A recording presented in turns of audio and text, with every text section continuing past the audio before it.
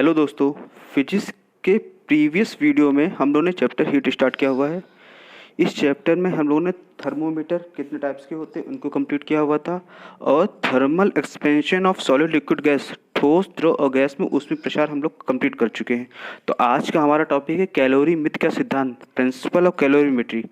हमें पता है हीट का flow always high temperature body से लो टेम्परेचर बॉडी तक होता है। यही हमारा प्रिंसिपल ऑफ कैलोरीमेट्री है। क्या बोला गया कि ऊष्मा का प्रवाह सदैव उच्च ताप से निम्न ताप की ओर होगा। कब तक होगा? जब तक दोनों बॉडी का टेम्परेचर बराबर ना हो जाए। अगर दो बॉडी आपस में एक दूसरे के कांटेक्ट में रखी जाए तो क्या करेगा? हाई टेम्परेचर बॉडी क्या करेगी? अपनी हीट लॉस करेगी, जबकि लो टेम्परेचर बॉडी क्या करेगी? अब हीट गेन करेगी। तो heat loss by the one body equal to क्या होगा? Heat lost by one body equal to क्या होगा? Heat gain by other body. एक पिंड द्वारा दी गई ऊष्मा क्या होगा?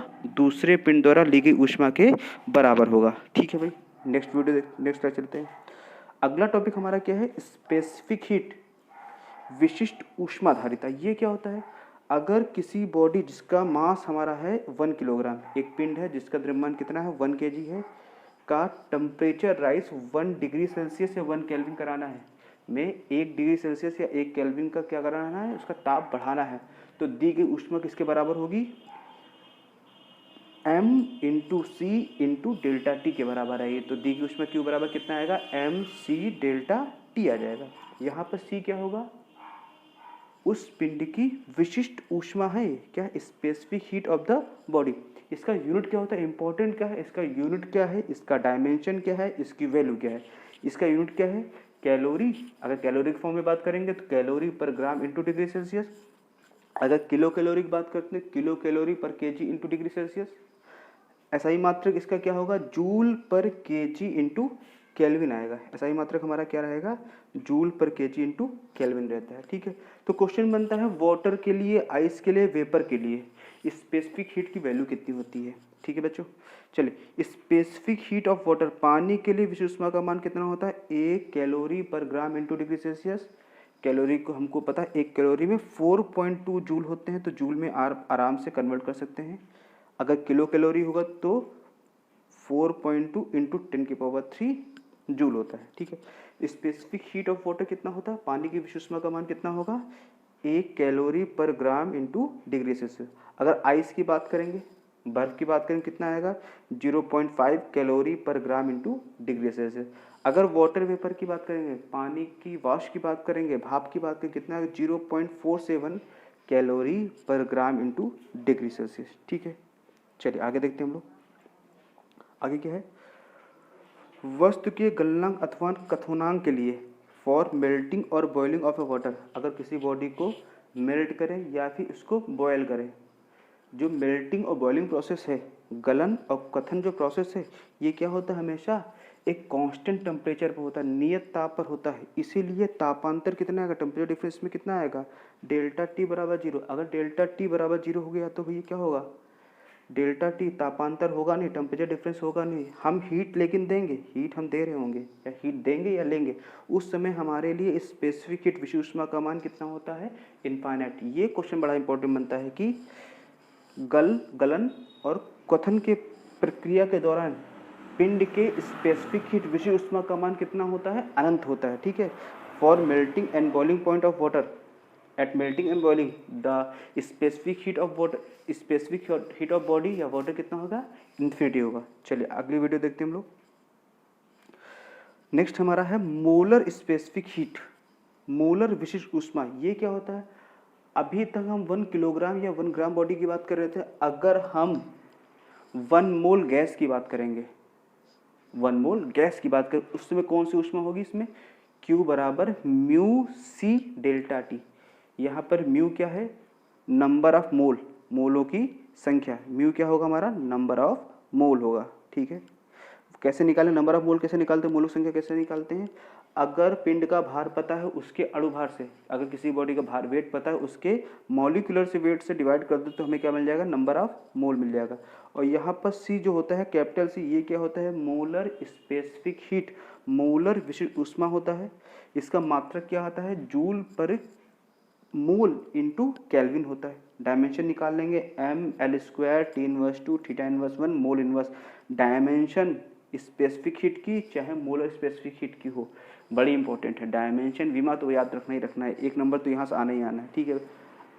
चलिए एक क्वेश्चन बनता है, अगर बॉडी का स्पेसिफिक हीट पता है, विशिष्ट ऊष्मा पता है, उसका द्रव्यमान, उसका मॉलिक्यूलर वेट पता है, उसका अणुभार पता है, विशिष्ट ऊष्मा पता है और अणुभार पता है, तो उसकी मोलर विशिष्ट ऊष्मा कैसे निकालेंगे, मोलर स्पेसिफिक हीट कैसे निकालोगे, उसके अणुभार को उसके स्पेसिफिक हीट से मल्टीप्लाई कर देंगे। मॉलिक्यूलर वेट को स्पेसिफिक हीट से मल्टीप्लाई कर देंगे तो हमें क्या मिल जाएगा, मोलर स्पेसिफिक हीट मिल जाएगी, ठीक है भाई।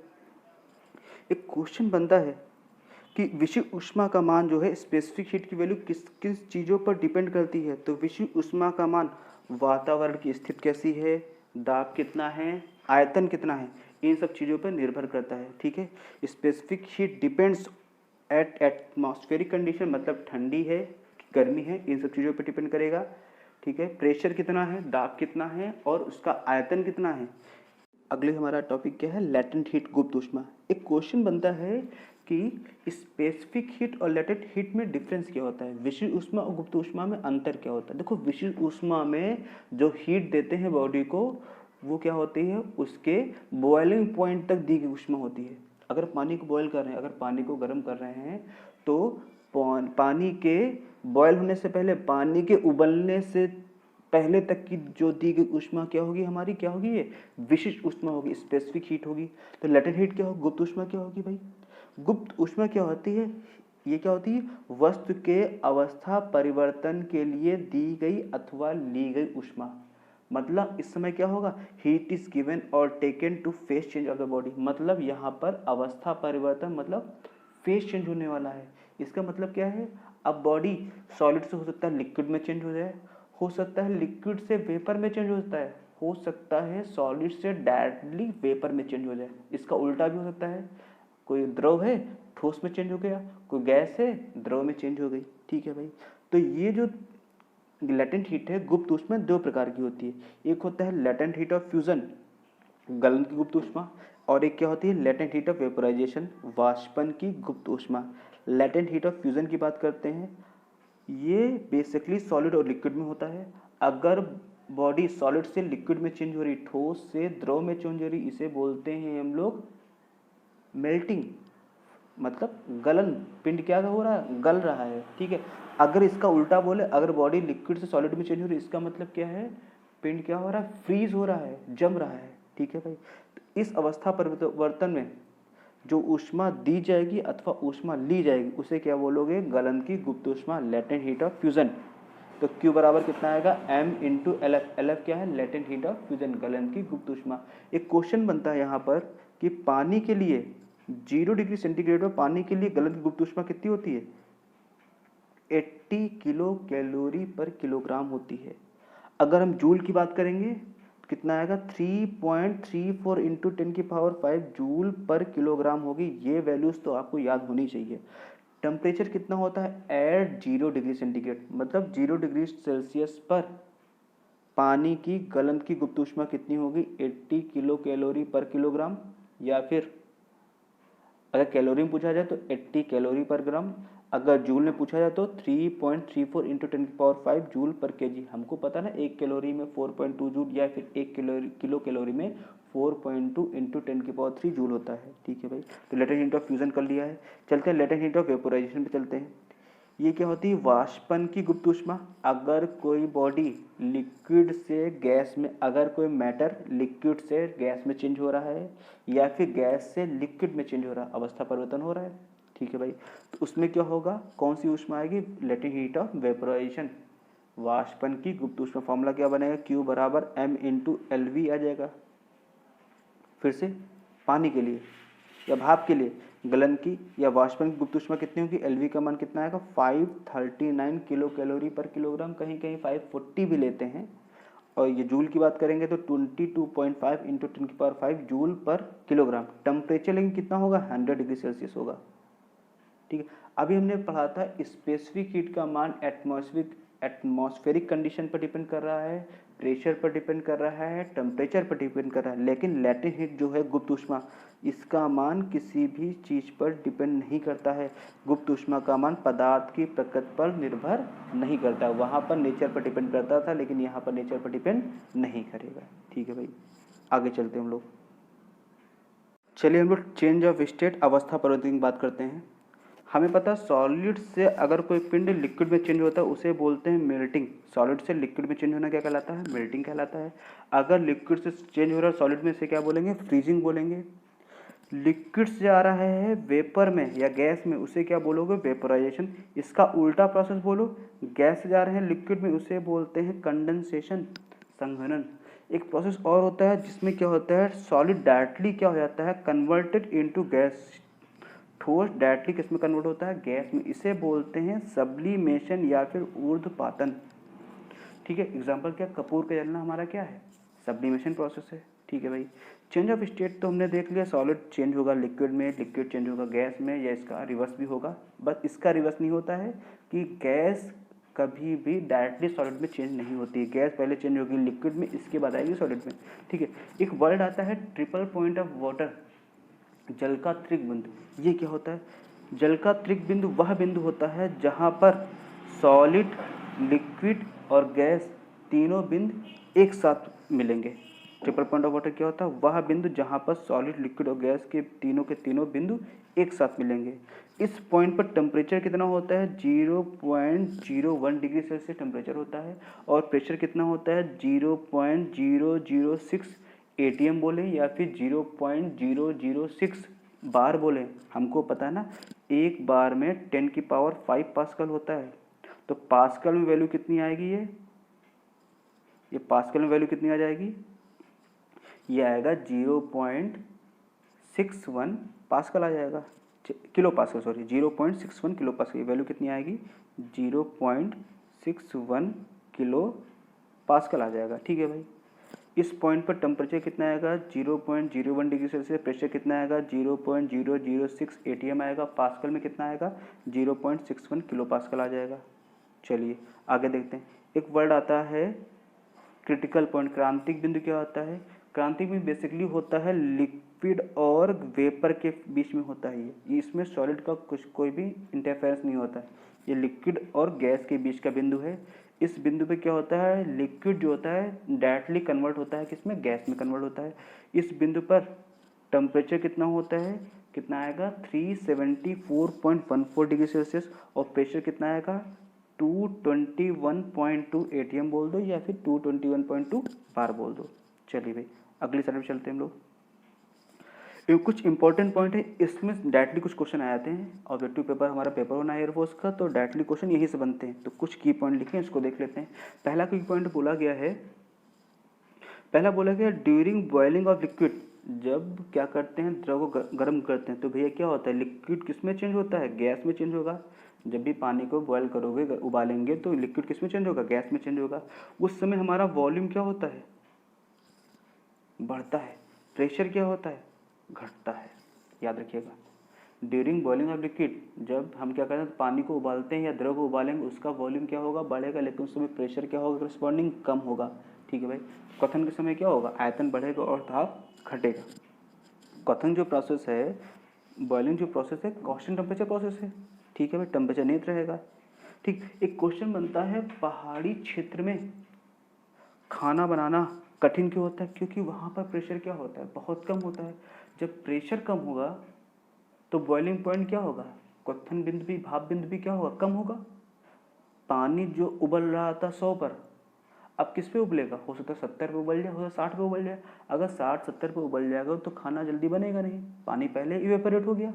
तो क्या होता है, तो पहाड़ी क्षेत्रों में खाना बनाना कठिन क्यों होता है? क्योंकि वहाँ प्रेशर कम है। प्रेशर कम होने के कारण वहाँ पे बॉइलिंग पॉइंट, क्वथनांक बिंदु भी क्या होता है? कम होता है। इसीलिए वहाँ पर जो पानी होता है जल्दी उबलता है। लेकिन प्रेशर कुकर में खाना बनाना आसान क्यों होता है? क्योंकि वहाँ पर प्रेशर कुकर क्या होता है, क्या क्लोज्ड मीडियम है ना, बद्ध माध्यम है। इसमें प्रेशर बढ़ाओगे तो उसका बॉइलिंग पॉइंट भी क्या होगा? बढ़ेगा। ठीक है भाई, इसीलिए प्रेशर कुकर में खाना बनाना आसान होता है और पहाड़ी क्षेत्र में खाना बनाना कठिन होता है। ठीक है भाई, एक क्वेश्चन बनता है, ड्यूरिंग मेल्टिंग ऑफ सॉलिड, जब ठोसों में गलन होता है, गलन होने का मतलब क्या है, सॉलिड चेंज हो किस में, लिक्विड में।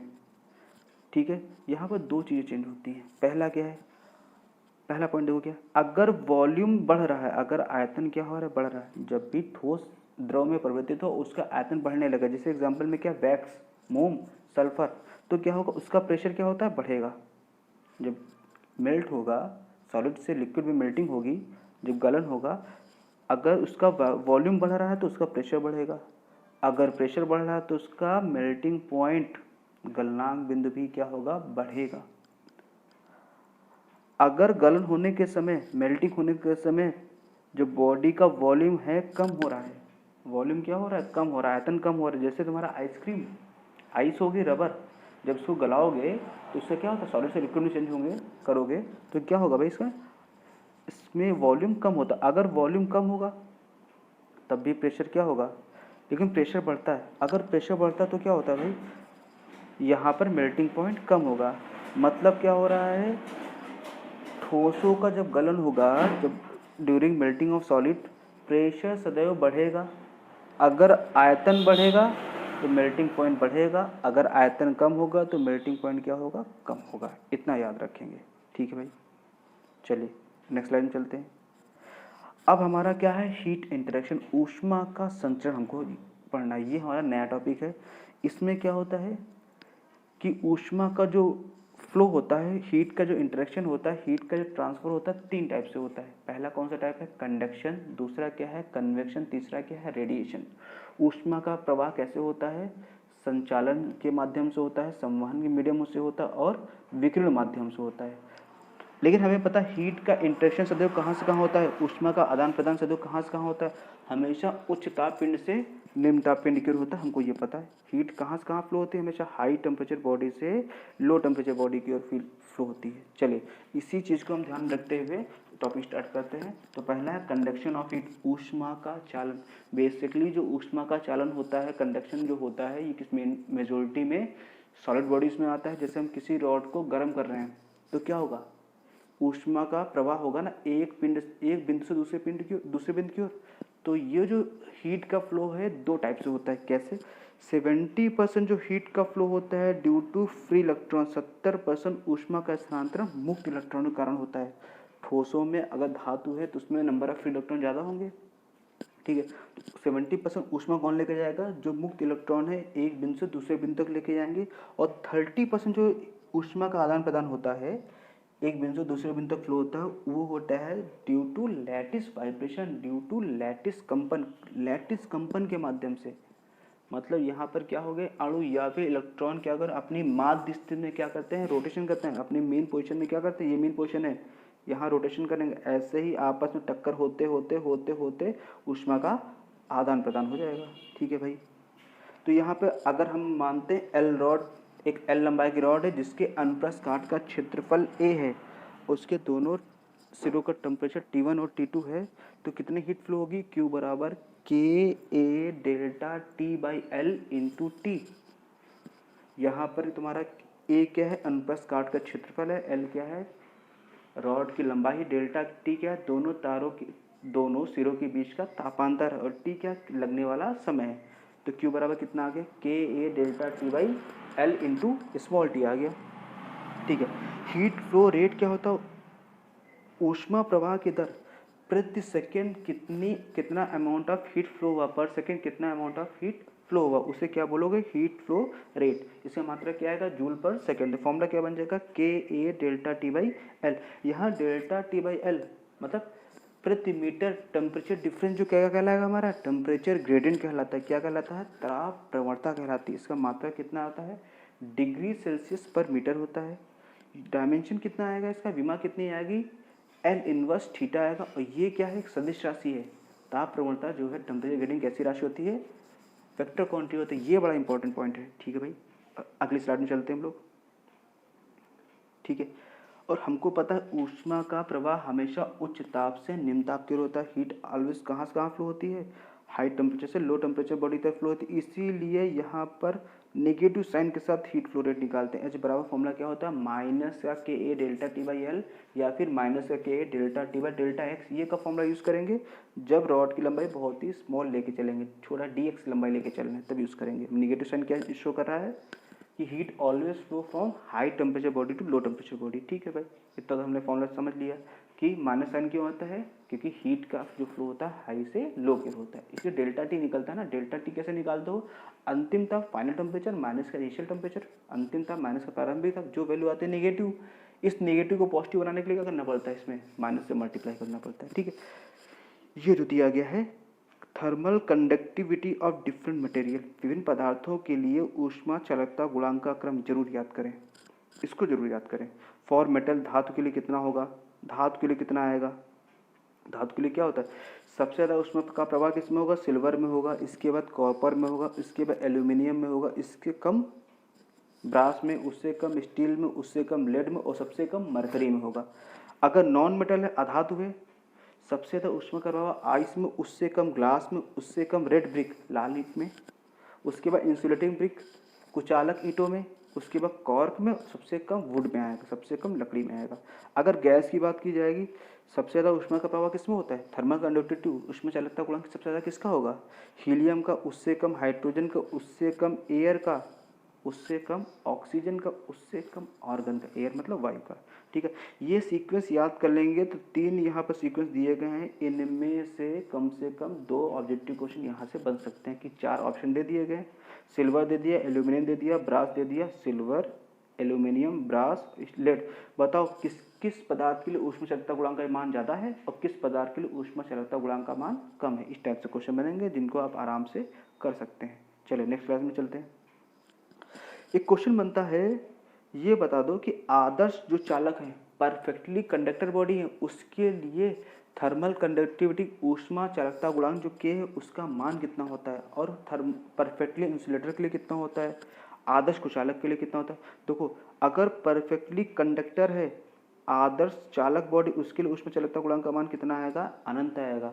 और आदर्श कुचालक है परफेक्टली इंसुलेटर, उसके लिए ऊष्मा चालकता गुणांक का मान कितना आएगा, 0 आएगा। ठीक है भाई, कर लेंगे इसको, ये दोनों पॉइंट हम आराम से याद कर सकते हैं। चलिए आगे देखते हैं। एक वर्ड आता है थर्मल रेजिस्टेंस, ऊष्मीय प्रतिरोध। ये क्या होता है, थर्मल रेजिस्टेंस ऊष्मीय प्रतिरोध कैसे निकालते हो, रॉड के दोनों सिरों के बीच का तापांतर बटे ऊष्मा प्रवाह की दर क्या होता है, delta T by H, temperature difference upon heat flow rate का रेशियो क्या कहलाता है, थर्मल रेजिस्टेंस ऊष्मीय प्रतिरोध कहलाता है। फॉर्मूला क्या बनता है, delta T by H, H की वैल्यू कितनी होती है, के A delta T by L होती है, वैल्यू रखेंगे कितना आ जाएगा, एल अपॉन के ए आ जाएगा। इसका यूनिट क्या होता है, पर डिग्री सेल्सियस अपॉन वॉट, या फिर ऐसा ही मात्रा कितना आएगा, डिग्री सेल्सियस इंटू सेकेंड पर जूल। कर लेंगे इसको, डायमेंशन याद कर लेंगे, इसकी डायमेंशन कितनी होती है, M inverse L inverse two T cube theta, याद कर लेंगे। ठीक है भाई, एक चीज़ हमको यहाँ चीज़ें क्लियर हो रही है, क्या क्लियर हो रही है कि आर जो है इनवर्सली प्रोपोर्शनल टू 1/k है। इसका मतलब समझ में आ रहा है कि जिस बॉडी का ऊष्मा चालकता गुणांक अधिक होगा, जिन बॉडीज़ का थर्मल कंडक्टिविटी कोएफिशिएंट जो है बहुत अधिक होगा, उसके रेजिस्टेंस की वैल्यू क्या होगी, बहुत कम आएगी। मतलब अगर सिल्वर और लकड़ी की बात की जाएगी तो सिल्वर का ऊष्मा चालकता गुणांक ज़्यादा होता है, इसलिए उसमें ऊष्मीय प्रतिरोध रेजिस्टेंस है ना, प्रतिरोध रोकेगा ना हीट को, कम होगा, मतलब लॉस कम होगा। और लकड़ी में ऊष्मा चालकता गुणांक ज़्यादा होता है, इसीलिए हीट फ्लो नहीं हो पाती है। तो जैसे अगर के का मान ज़्यादा है तो आर का मान कम होगा, अगर के का मान कम है तो आर का मान अधिक होगा। ठीक है, चलिए कंडक्टर में 2 स्पेशल केस बनते हैं। 2 केस कौन कौन से, अगर 2 बॉडीज़ हैं, 2 स्लैब हैं जिनकी लंबाइयाँ बराबर हैं और जिनके अनुप्रस्थ काट का क्षेत्रफल बराबर है, को सीरीज क्रम में जोड़ दिया जाए, श्रेणी क्रम में जोड़ दिया जाए, तो बताइए तुल्य ऊष्मा चालकता गुणांक कितना होगा, टोटल थर्मल कंडक्टिविटी कितनी आएगी, इक्विवेलेंट थर्मल कंडक्टिविटी कितनी आएगी, के बराबर क्या आएगा, 2k1 k2 upon k1 plus k2। अगर 2 बॉडीज़ को सीरीज क्रम में जोड़ा गया, कंडीशन क्या होगी, दोनों की लंबाई बराबर होगी, और दूसरी कंडीशन क्या होगी, the cross section area of the bodies are same. अब k1 k2 क्या थर्मल कंडक्टिविटी गिवन है, तो k बराबर कितना आ जाएगा, 2k1 k2 upon k1 plus k2। ठीक है, आगे देखते हैं। अगर 2 स्लैब जो हैं उनको पैरेलल कॉम्बिनेशन में जोड़ा जाए, दो स्लैब हैं उनको क्या समांतर क्रम में जोड़ा गया। कंडीशन फिर से वही कि L1 L2 बराबर होगा, दोनों की लंबाई बराबर होंगी और दोनों के अनुप्रस्थ काट का क्षेत्रफल क्रॉस सेक्शन एरिया बराबर होंगे, तो तुल्य ऊष्मा चालकता गुणांक इक्विवेलेंट थर्मल कंडक्टिविटी की वैल्यू कितनी आएगी, K1 + K2/2। तो यहाँ तक ही हमने कंडक्टर के बारे में अच्छे से स्टडी कर ली है। ठीक है भाई, तो नेक्स्ट जो हमारी वीडियो बनेगी वो किस पे बनेगी, कन्वेक्शन क्या होता है, संवहन क्या होता है, रेडिएशन क्या होता है, विकिरण क्या होता है, उसके लॉस कितने होते हैं, नियम कौन कौन से थे, उसको पढ़ेंगे। और नेक्स्ट वीडियो में हम लोग थर्मोडायनेमिक्स स्टार्ट कर देंगे, मतलब जीरोथ लॉ क्या है, फर्स्ट लॉ क्या है, सेकेंड लॉ क्या है, टाइप्स ऑफ प्रोसेस क्या है, प्रक्रम कौन कौन से हैं, ऊष्मा का आदान प्रदान कितना हो रहा है, ये निकालना सीख लेंगे। और कार्नोट इंजन क्या होता है इसको सीख लेंगे। तो आज के लिए इतना ही। अगर वीडियो अच्छी लग रही है तो प्लीज़ वीडियो को लाइक करें, ज़्यादा से ज़्यादा शेयर करें। अगर कोई भी प्रॉब्लम हो रही हो तो प्लीज़ नीचे कमेंट करें। बाकी आप व्हाट्सएप कर सकते हैं, व्हाट्सएप नंबर भी आपको डिस्क्रिप्शन में दिया गया है। Thank you.